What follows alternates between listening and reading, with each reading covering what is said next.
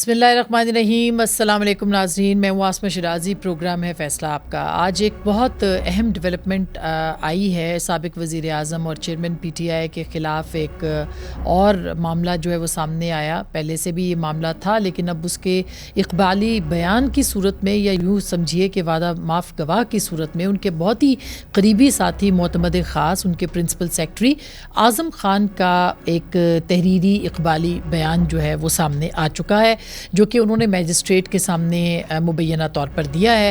اس سے پہلے اعظم خان صاحب کے بارے میں کہا جا رہا تھا کہ وہ غائب تھے, لاپتہ تھے, اور ان کے بارے میں ایک ایف آئی آر بھی سرکولیٹ کر رہی تھی. لیکن آج اچانک ان کا یہ جو اسٹیٹمنٹ ہے یہ سامنے آ چکا ہے, جس میں کہ انہوں نے بہت سارے انکشافات کیے. اور یہ جو سائفر کہانی کا ایک ڈرامہ جسے کہنا چاہیے, اور ایک جھوٹ کی بنیاد کے اوپر کہا جاتا ہے کہ یہ پورا ایک بیانیہ تیار کیا گیا تھا, وہ اس کا ایک ڈراپ سین بھی ہوتا دکھائی دیتا ہے. گو کہ یہ انکشافات نئے انکشافات نہیں ہیں. آڈیو لیکس کی صورت میں بہت ساری چیزیں منظر عام پر آ چکی ہیں, لیکن اس کا اعترافی بیان ان کا سامنے آنا اور اقبالی جرم کا اقرار کرنا, اقبال جرم کرنا کہ یہ جو تمام معاملہ تھا اس کے اندر کس طرح سے ایک بیانیے کا اور سازش کا عنصر جو ہے وہ ڈالا گیا اور پاکستان کے عوام کو ہیجان میں مبتلا کیا گیا. تو ان کا جو بیان سامنے آیا اس میں یہ کہتے ہیں کہ سابق وزیر اعظم نے تمام تر حقائق کو چھپا کر سائفر کو جھوٹا اور بے بنیاد بیانیہ بنایا. اور اس کا جو بیانیہ ان کے سامنے ہے اس میں انہوں نے کہا کہ وہ کہتے تھے سابق وزیر اعظم کہ غلط رنگ دیکھ کر سائفر کے بیانیے کو میں عوام کا بیانیہ بدل دوں گا. اور پھر انہوں نے کہا کہ سائفر میرے سے 9 مارچ کو لے لیا گیا, بعد میں اسے گم کر دیا گیا. وہ یہ بھی کہتے ہیں کہ سابق وزیر اعظم نے ڈرامے کے ذریعے عوام میں ملکی سلامتی اداروں کے خلاف نفرت کا بیج بویا, اور منع کرنے کے باوجود ایک سیکرٹ مراسلے کو ذاتی مفاد کے لیے عوام میں لہرایا. سائفر ڈرامہ صرف اور صرف سابق وزیر اعظم کا اپنی حکومت کو بچانے کے لیے رچایا گیا. یہ جو سٹیٹمنٹ ہے یہ وہ شخصیت یا وہ شخص بتا رہا ہے جو کہ خود اس پورے معاملے کے اندر شریک جرم بھی تھا, اور وہ اس کے اندر ملوث بھی پوری طرح سے تھے, کیونکہ جو آڈیو لیکس تھیں اس کے اندر بھی یہ سارے جو معاملات ہیں وہ آتے رہے ہیں. یہ اس سے پہلے اگر آپ کو بتائیں, یا پہلے سنیے گا کہ جو اعظم خان صاحب جب وہ آڈیو لیکس ہوئے تھے تو اس میں وہ کیا کہہ رہے تھے, وہ کیا بتا رہے تھے, وہ کیا سمجھا رہے تھے, جو کہ لیک بھی سامنے آ چکی ہے. ذرا سنیے گا اعظم خان صاحب کا اس وقت کا جو بیانیہ تھا, جو سابق وزیر اعظم کو جس طرح سے وہ اس سازشی بیانیے کے حوالے سے بریف کر رہے تھے یا اس کے اندر شریک تھے, وہ ذرا سنیے گا. ایک بھی نہیں کہتے شامود قریشی اور فارم سیکرٹری کو شامود قریش کہیں گے کہ وہ لیٹر پڑھ کر سنائیں, تو جو بھی سنائیں گے نا میرے پاس کاپی اور وہ نہیں بدل دیں, وہ میں منٹس میں کر لوں گا کہ فارم منسٹر نے یہی چیزیں سنائیں, فارم سیکرٹری نے یہی چیز سنائی تھی. اس میں یہ تھا کریں گے, اس کا انالیسس کرو, پھر انالیسس اپنی مرضی کے منٹس میں کر دیں گے تاکہ بھی آفس کے ریکارڈ میں منٹ کرو. انالیسس یہ ہوگا کہ یہ انڈائریکٹ تھریٹ ہے اگینسٹ ڈپلومیٹک, وہ ہے ڈپلومیٹک لینگویج میں اس کو تھریٹ کہتے ہیں. انہوں نے یہ کیا مسٹر کی چیزیں, وہ دیکھیں منٹس تو پھر میرے ہاتھ میں ہے نا, وہ تو جس طرح وہ کریں گے تو وی ول ڈرافٹ منٹ تاکہ وہ چیز ریکارڈ پہ آ جائے, اور فارم سب کو سنائیں تاکہ وہ نہ ہو کہ پولیٹیکل وہ چل رہا ہے, تاکہ بیوروکریٹک لیول پر ایک چیز آئے. You understand what I am saying. انہوں نے یہ بھی کہا اعظم خان صاحب نے اپنے بیان میں کہ بہت زیادہ ایکسائٹڈ ہو گئے جب ان کو میں نے یہ بتایا کہ یہ لیٹر اس طرح سے آیا ہے اور جس کے منٹس وہ خود کنٹرول کر سکتے ہیں. تو اس کے بعد انہوں نے کہا کہ لیٹس پلے ود اٹ, اور یہ آڈیو بھی موجود ہے جس میں کہ سابق وزیر اعظم یہ کہتے سنائی دیتے ہیں کہ لیٹس پلے ود اٹ, اب ہم اس کے ساتھ کھیلیں گے اور اس کو عوام کے سامنے پیش کریں گے.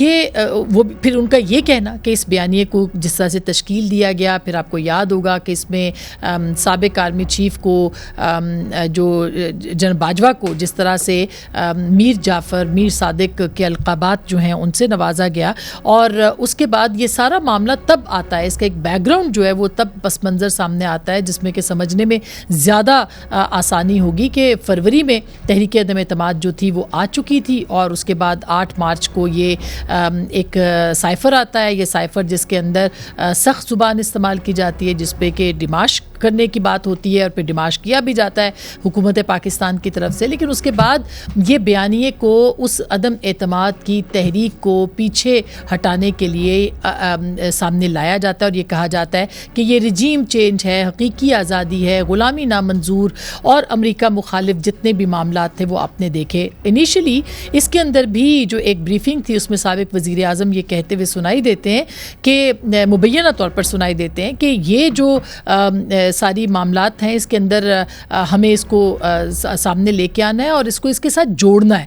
تو جب وہ جوڑا جاتا ہے اور اس کے بعد پورا ہیجان برپا کیا جاتا ہے، وہ خط لہرایا جاتا ہے جس کی کوئی حیثیت نہیں ہے اور جو ان کے بقول گم ہو گیا ہے، اور ایک انٹرویو جو کہ انہوں نے ماریہ میمن صاحبہ کو دیا اس میں انہوں نے صاف لفظوں میں کہا کہ وہ سائفر جو ہے وہ گم ہو چکا ہے، لہٰذا وہ ایک پوری بنیاد کھڑی کرتے ہیں اور اس کے بعد اسی کو بنیاد کو سامنے لا کے جو پروسیس تھا جو کہ کانسٹیٹیوشنل پروسیس تھا ایک حکومت کو ختم کرنے کا آئین کے اندر درج، اس کو انہوں نے ہٹانے کی کوشش کی، یعنی کہ عدم اعتماد کے اوپر ووٹنگ جو تھی اس کو روک دیا گیا۔ یہ سارا جو معاملہ ہے، اب ظاہر ہے کہ اعظم خان صاحب جو ہیں وہ وعدہ معاف گواہ بن چکے ہیں، اور صرف وعدہ معاف گواہ نہیں بنے ہیں بلکہ ان کا جو اقبالی بیان ہے 164 کے تحت وہ سابق وزیر اعظم کے لیے مشکلات بھی پیدا کر سکتا ہے۔ کس طرح کی مشکلات ہوں گی؟ آج حکومت نے کہا ہے کہ آفیشیل سیکرٹ ایکٹ جو ہے اس کے تحت کارروائی کی جائے گی۔ ظاہر ہے کہ یہ اس کی جو خلاف ورزی ہے وہ ایک جرم ہے پاکستان کے اندر۔ اوتھ کی جو ایک حلف وفاداری ہوتا ہے وزرائے اعظم کا، اس کی بھی پاسداری اگر نہ کی جائے تو اس کے اوپر بھی مقدمات بن سکتے ہیں، تو مشکلات بڑھتی نظر آتی ہیں سابق وزیر اعظم کے لیے۔ یہ وہ ساری چیزیں جس کے اوپر ہم بات کریں گے آج کے اس پروگرام میں، اور اس کے ساتھ ساتھ آئی ایم ایف کے جو نکات ہیں جو کہ معاہدے کی جو شقیں ہیں وہ سامنے آ چکی ہیں، وہ بھی بہت اہم ہیں۔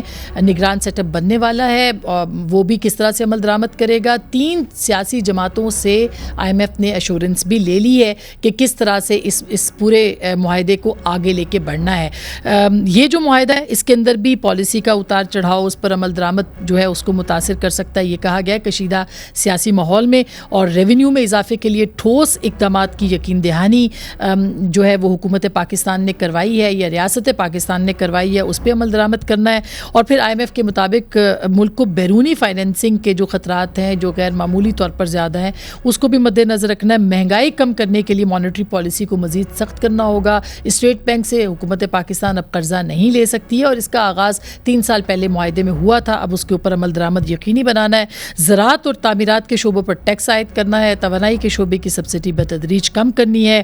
تنخواہوں اور پینشن کی مد میں اخراجات کو بھی کم کرنا ہے۔ بے نظیر انکم سپورٹ جیسے پروگراموں کو بڑھانا ہے۔ درآمدات پر پابندیاں ختم کرنی ہے۔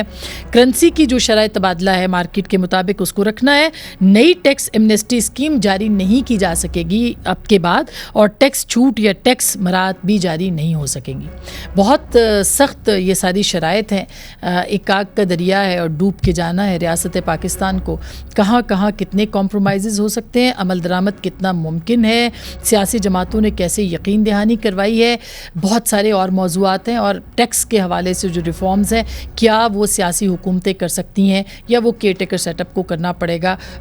بہت پہلے اس کا آغاز جو ہے وہ مفتاح اسماعیل صاحب نے کیا تھا جب وہ وزیر خزانہ تھے، لیکن پھر ان کو روک دیا گیا تھا کیونکہ ظاہر ہے کہ جو ووٹ بینک ہے پاکستان مسلم لیگ نواز کا وہ زیادہ تاجروں سے ریلیٹڈ ہے یا چھوٹے دکانداروں سے متعلق ہے، لہٰذا اس کے اوپر عمل درآمد روک دیا گیا تھا۔ اب کیسے ہوگا؟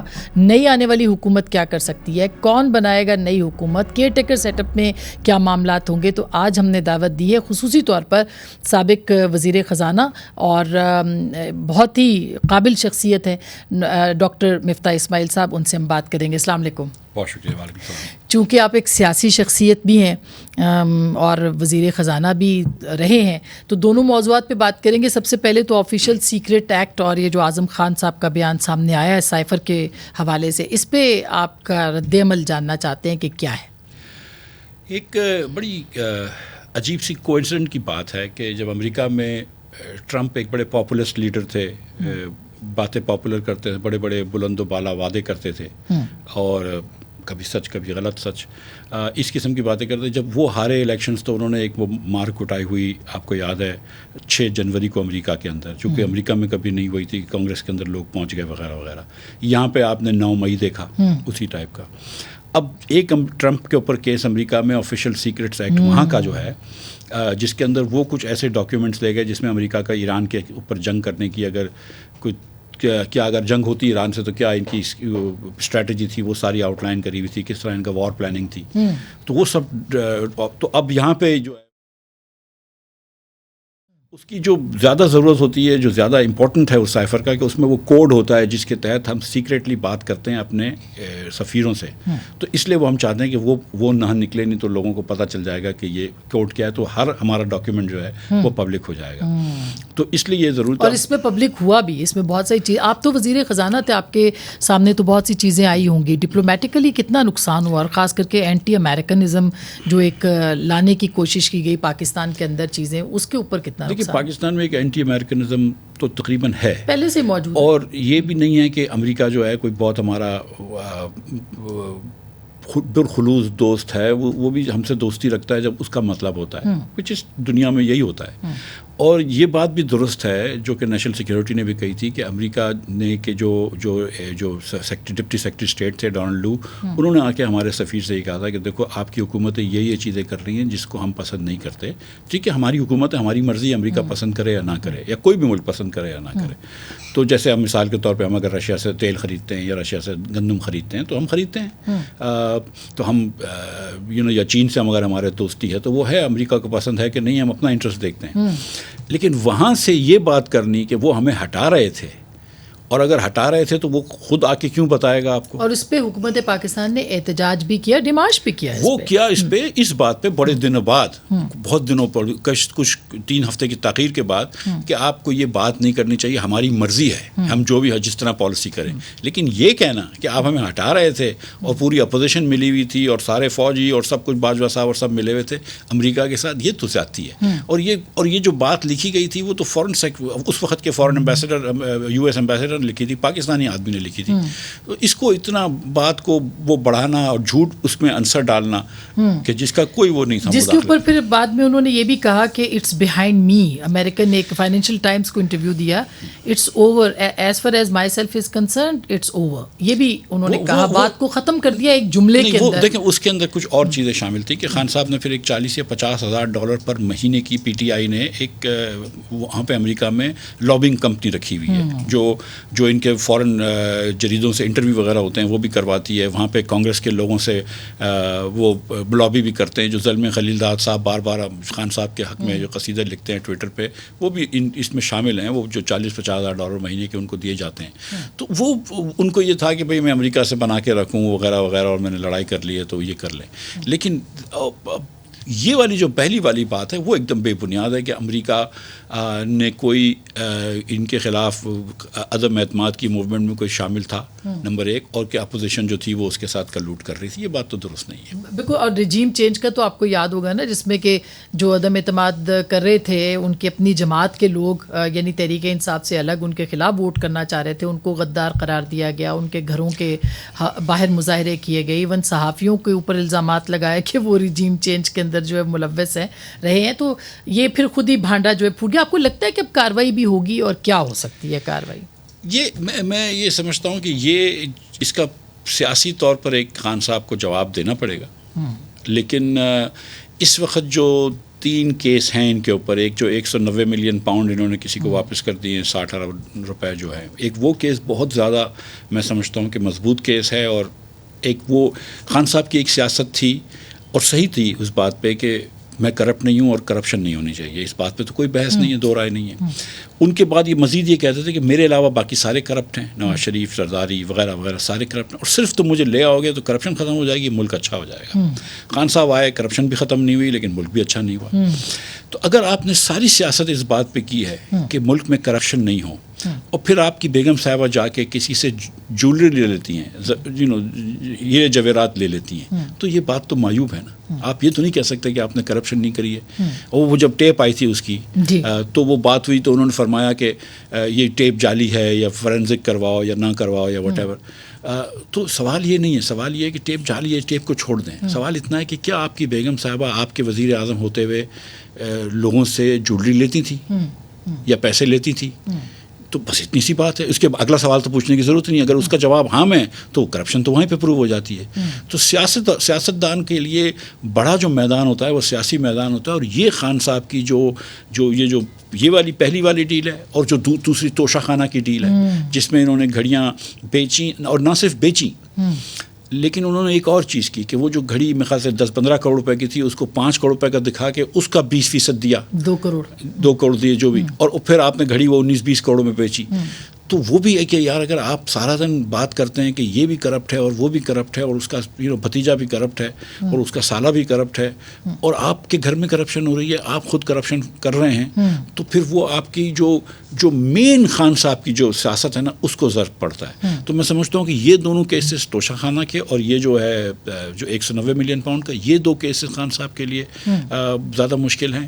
اور میں سمجھتا ہوں کہ جو 9 مئی کے اندر جب یہ تانے بانے جب ان سے جڑتے ہیں اور جو اسد عمر کی جو باتوں سے لگتا ہے یا پرویز خٹک صاحب کی باتوں سے لگتا ہے یا دیگر لوگوں کی باتوں سے لگتا ہے, تو وہ بھی ایک مشکل ہوگا.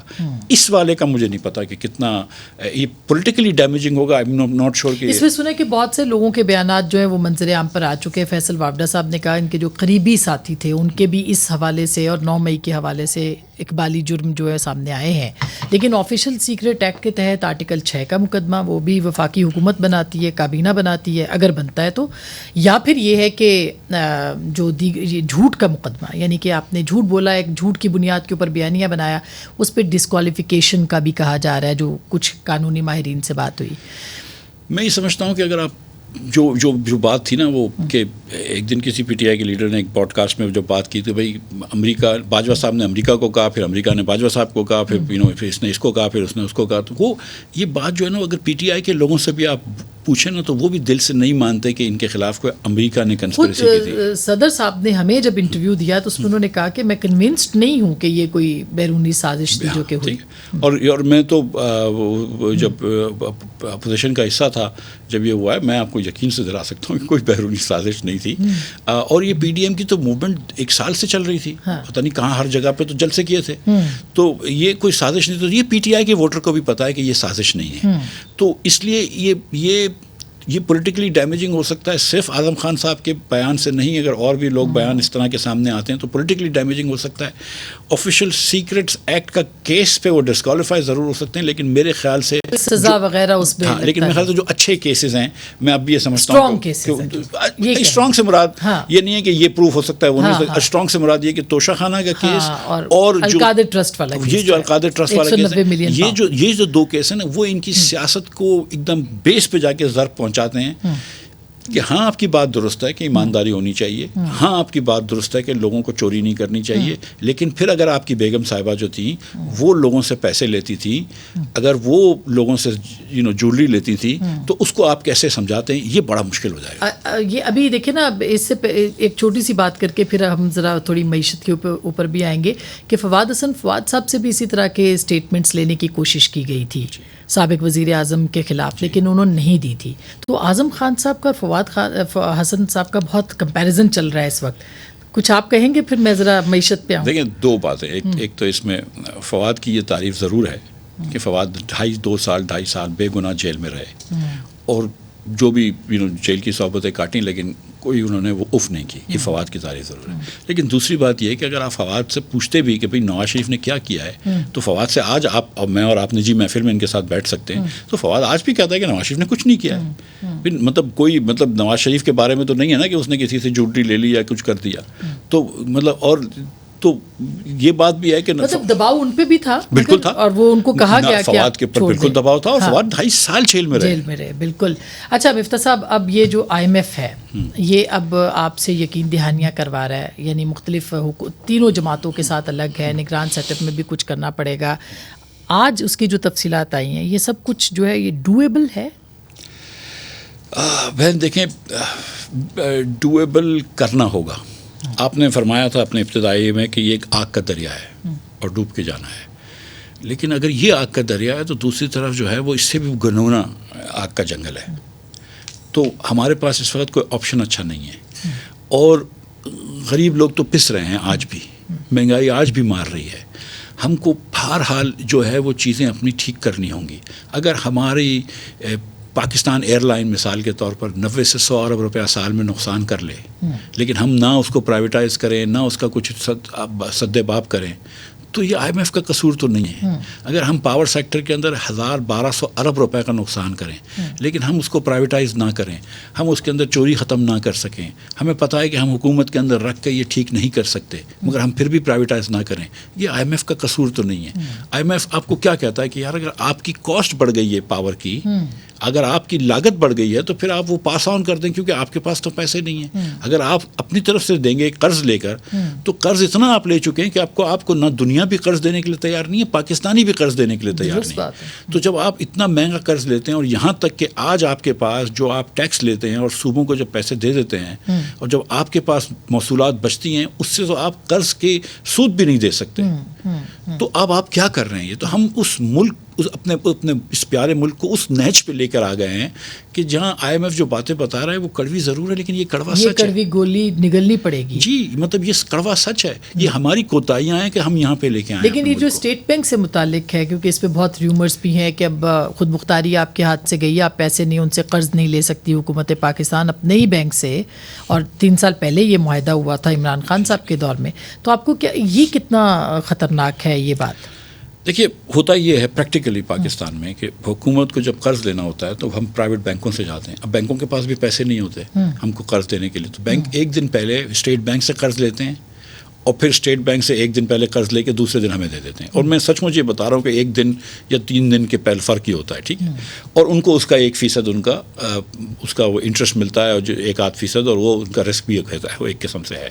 تو یہ بینک کرتی ہیں. تو اس سے کوئی اتنا پریکٹیکل فرق نہیں رہا. جو IMF نے جو یہاں پہ بات کی وہ یہ کہیے کہ جو آپ کا انٹر بینک کا ریٹ ہے اور جو آپ کا اوپن مارکیٹ کا ریٹ ہے، جس کو آپ بلیک مارکیٹ بھی کہہ سکتے ہیں، لیکن جو اگر آپ نیچے جا کے خریدیں ڈالر، اس ریٹ کے اندر 5 دنوں تک اگر ایوری 1.5% سے زیادہ فرق نہیں ہونا چاہیے، 4-5 روپے کا فرق نہیں ہونا چاہیے. وہ ایک ان کا یہ ہے کہ ایک ایکسچینج ریٹ ہونا چاہیے، ملٹیپل ایکسچینج ریٹس نہیں ہونے چاہیے. اور یہ ہم نے ابھی بھی دیکھ لیا پچھلے 8-9 مہینوں میں کہ جب ہم نے ڈالر کو روکا تو ہمارا ایکسپورٹ کم ہو گیا، ہماری ریمیٹنس کم ہو گئی. جب ہم امپورٹ روکتے ہیں، اور جب آپ کرتے تھے تو آپ پہ تنقید ہوتی تھی کہ آپ نے فری فلوٹنگ کے اوپر چھوڑ دیا ہے سارا کچھ. مجھ پہ تو ہر چیز پہ تنقید ہوتی تھی. سب سے زیادہ کرتی. اچھا، میں نے ایک بریک لینی ہے، بریک کے بعد یہ ساری باتیں میں نے کرنی ہے آپ سے کہ جو چیز مفتاح اسماعیل صاحب کر رہے تھے وہ اس وقت جو ہے وہ سیاست کے اندر کی نظر ہو گئی، مگر ابھی وہ سب کچھ کرنا ہے. کیا کیا کچھ کرنا ہے، اس کا امپیکٹ کیا ہوگا، اور خاص کر کے آگے الیکشن آنے والے ہیں، PMLN کے اوپر بھی امپیکٹ ہوگا، پیپلز پارٹی پہ بھی، تو کیسے اس کو کرنا ہے، کیا ہو سکتا ہے. بریک کے بعد اس پہ بات کریں گے، ہمیں ساتھ رہے گا.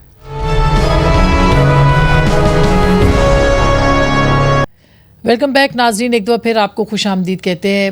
ڈاکٹر مفتاح اسماعیل ہمارے ساتھ موجود ہیں. مفتاح صاحب، اب یہ جو ٹیکس لگانے والی بات ہے نا، یہ تو اب بہت ہی خطرناک ہے. آپ کو یاد لگایا تھا، اور آپ نے بجلی کے ریٹس بھی بڑھائے تھے، پھر آپ کو تنقید بھی ہوئی تھی. اور ظاہر ہے کہ ایک ووٹ بینک ہے PMLN کا، جو کہ چھوٹے تاجر ہیں اس کے اندر وہ سارے. تو اب یہ کیسے ممکن ہوگا جب تب ممکن نہیں تھا؟ دیکھیے، ممکن تو ہر وقت ہوتا ہے، اور یہ اس کا سیاسی کاسٹ بھی دینی پڑتی ہے. مگر اس وقت بھی آپ دیکھیں کہ میرے خلاف جو بیانیہ تھا اس میں، اور جو مجھے سپورٹ دوسری ہماری کوalition پارٹی سے مل جاتی تھی، لیکن ہماری اپنی پارٹی کے کچھ مخصوص کوارٹر سے، خاص طور پہ ڈار صاحب جو تھے وہ زیادہ تنقید کرتے تھے، اور پھر کچھ جرنلسٹ جو ان کو وہ سپورٹ کرتے تھے وہ بات کرتے تھے. لیکن اب مثال کے طور پر اگر اس وقت دنیا پیٹرول $105 کا تھا، اب آج کل تو 70 کا ہو گیا ہے، لیکن اگر خدا نہ خواستہ پیٹرول پھر مہنگا ہو جاتا ہے تو آپ کیا کریں گے؟ مہنگائی کرنا پڑے گا پیٹرول. اسی طرح اگر آپ کی بجلی بنانے کی قیمت بڑھ رہی ہے، کاسٹ بڑھ رہی ہے، کیونکہ روپیہ ڈپریشیٹ ہوا ہے، آپ کی فکسڈ کاسٹ بڑھ چکی ہے، تو آپ کو پاس آن کرنا یہ قانون پاکستان کا کہتا ہے، یہ آپشن نہیں ہے. خان صاحب نے 1 سال تک ڈیلے کیا تھا اینول ری بیسنگ. تو جب شہباز صاحب آئے، ہم نے دیکھا کہ یار اس نے تو 1-1.5 سال سے ری بیسنگ نہیں کی ہے، 1-1.5 سال سے گیس کی قیمتیں نہیں بڑھائی، تو پھر بڑھانی پڑی مجبوراً. کوئی خوشی سے تو نہیں بڑھا تھا، لیکن پھر کیا کرتے، ہم نے پھر IMF سے 200 یونٹ کا ہم نے کہا کہ 200 یونٹ تک نہیں بڑھائیں گے، لیکن اس کے بعد ہم کو بڑھانی پڑے گی کیونکہ آپ کی کاسٹیں بڑھ رہی ہیں.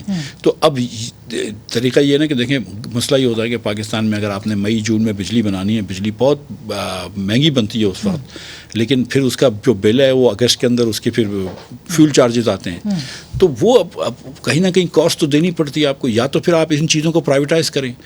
قیمت بڑھانا ریفارم نہیں ہے. قیمت بڑھانا تو ایک ایڈ ہاک طریقہ ہے کہ اس وقت چلو آپ نقصان میں نہیں جا رہے مزید کیونکہ حکومت برداشت نہیں کر سکتی. آپ پرائیویٹائز کر دیں ان کو, ان کی کاسٹیں کم کرنے کی کوشش کریں, کمپٹیشن انٹروڈیوس کروائیں, ایفیشنسیز لے کر آئیں. اگر آپ یہ بھی نہیں کر رہے تو پھر قیمتیں تو بڑھانی پڑیں گی. اگر آپ کی پالیسی رہتی تو آج کیا ہوتا, اس وقت کیا صورتحال ہوتی؟ یعنی جو آپ پالیسی اختیار کیے ہوئے تھے, تنقید تو ہو رہی تھی اس وقت, لیکن بعد میں بھی وہی کیا گیا. پھر 9 مہینے کا ڈیلے تو ہوا ہے IMF کی ڈیل میں. جو نقصان ہوا ہے ہم کو ڈیلے سے ہوا. دیکھیں ایک نقصان یہ ہوتا ہے کہ ایک ڈالر کی آرٹیفیشل ڈیمانڈ کھڑی ہو گئی تھی کہ جب لوگوں کو یہ لگ رہا تھا کہ یار روپیہ خدا نخواستہ اور مزید گرے گا, پاکستان ڈیفالٹ کی طرف جائے گا, تو جو لوگ کاروباری حضرات خاص طور پر وہ اپنا پیسے ڈالر میں کروا کے دبئی بھیج رہے تھے یا یہاں پہ بھی ڈالر میں رکھ رہے تھے. گھریلو خواتین اپنی سیونگز جو ہے وہ ڈالر میں کنورٹ کر رہی تھیں.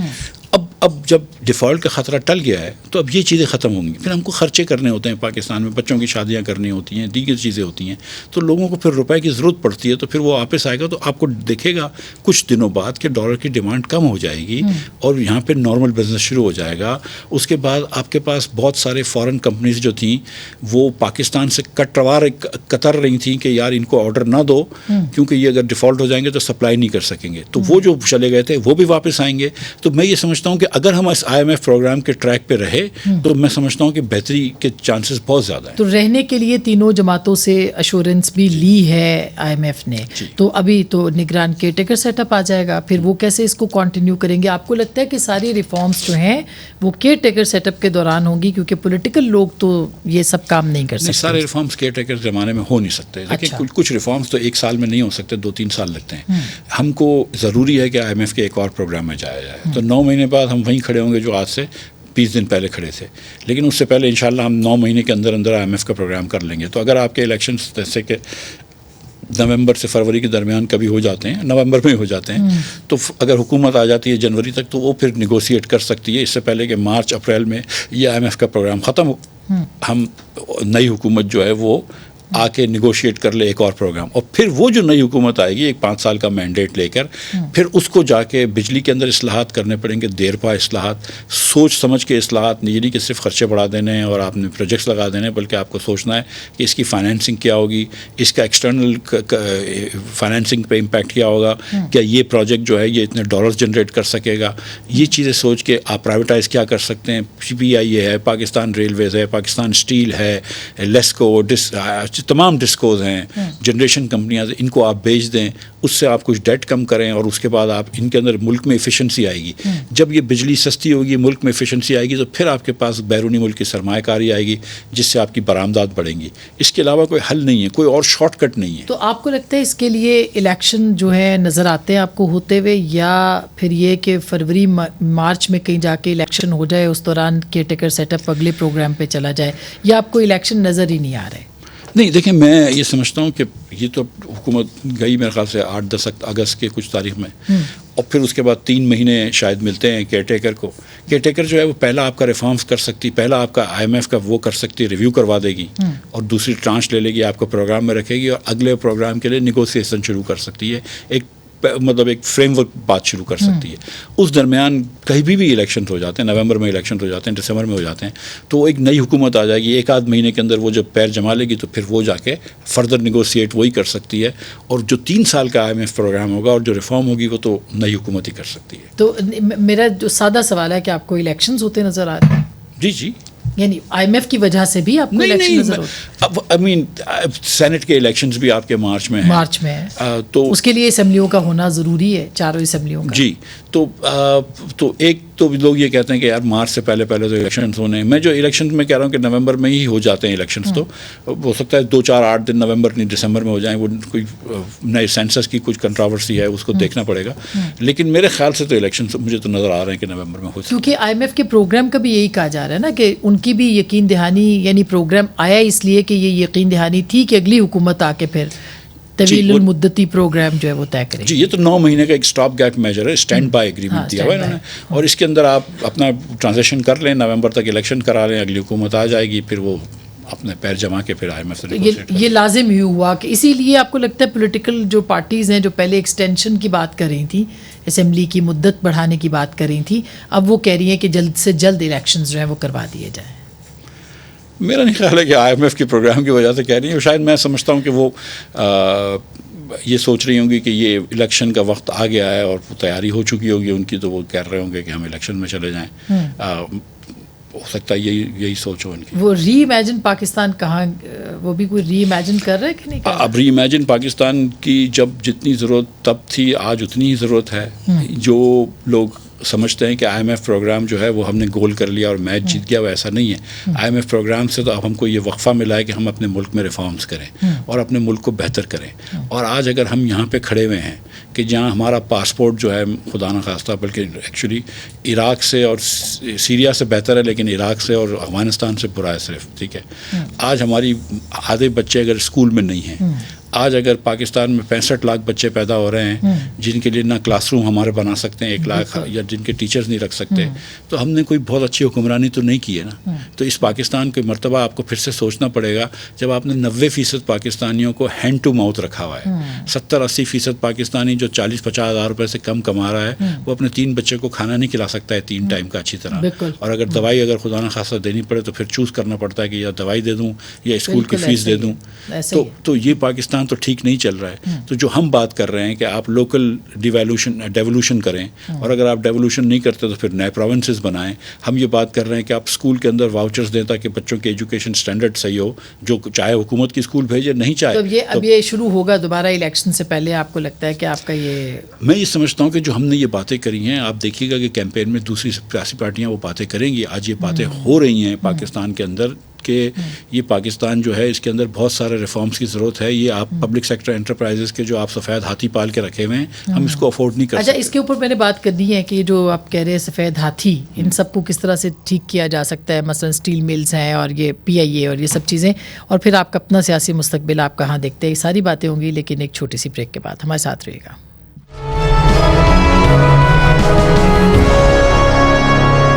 ویلکم بیک ناظرین, ایک دفعہ پھر آپ کو خوش آمدید کہتے ہیں. تھوڑا وقت ہے لیکن بہت سی باتیں پوچھنی ہے مفتاح صاحب سے. ایک تو ڈالر پھر اوپر کبھی اوپر آتا ہے, کبھی بہت زیادہ اوپر چلا جاتا ہے. بہرحال کسی طور تھوڑا سا کنٹرول ہوا ہے, لیکن آپ کو کیا لگتا ہے کہ یہ ڈالر کی جو پہلے بھی آپ بتا رہے تھے اسی طرح سے چلتی رہے گی اوپر نیچے والی پرواز؟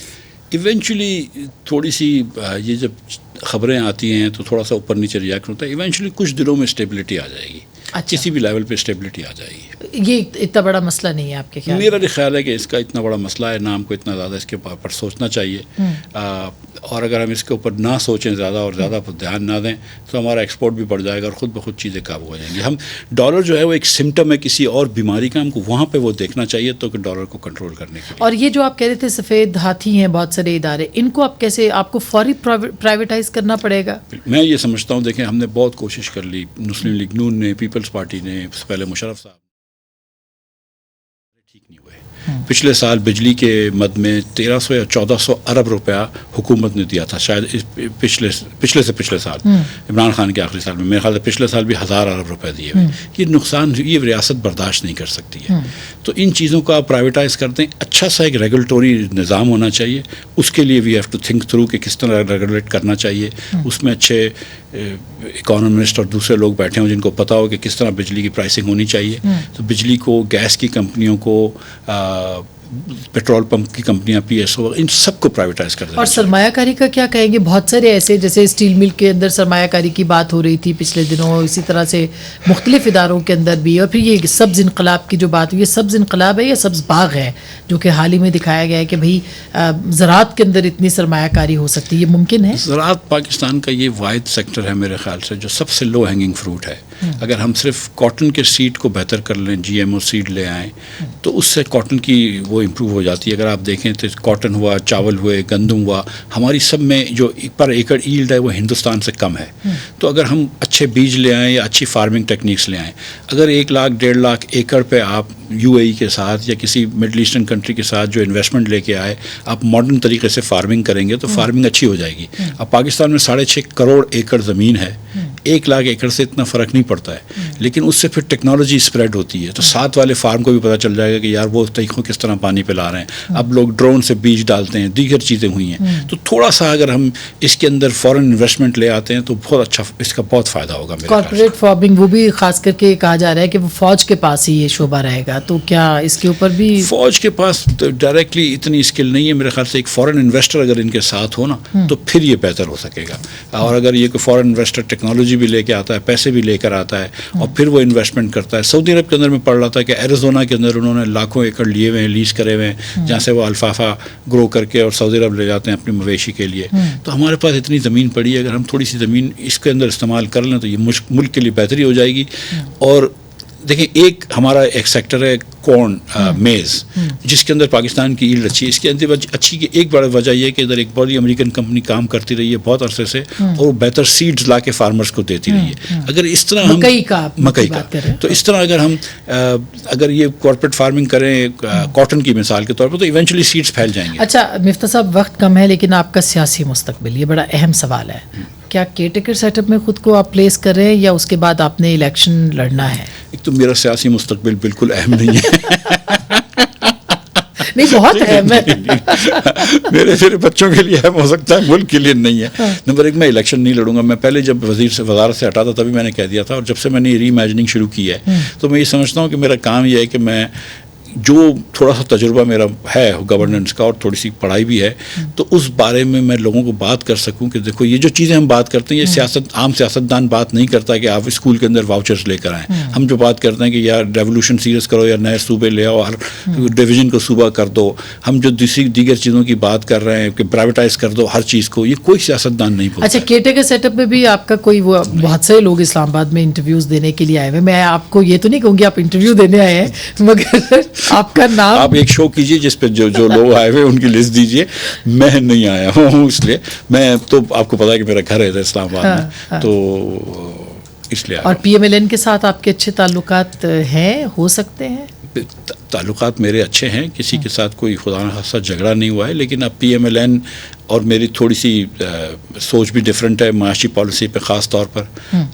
جو گو کہ میں یہ سمجھتا ہوں کہ اللہ تعالیٰ کی مہربانی سے پرائم منسٹر صاحب نے وہی کیا ہے جو میں کہہ رہا تھا اتنے عرصے سے، اور آئی ایم ایف سے بات کی. اور کل خواجہ صاحب نے بھی ٹی وی پہ یہ کہا کہ ہم کو آئی ایم ایف کے اوپر گولہ برسانے سے بہتر یہ ہے کہ ہم ان سے بات کر لیں.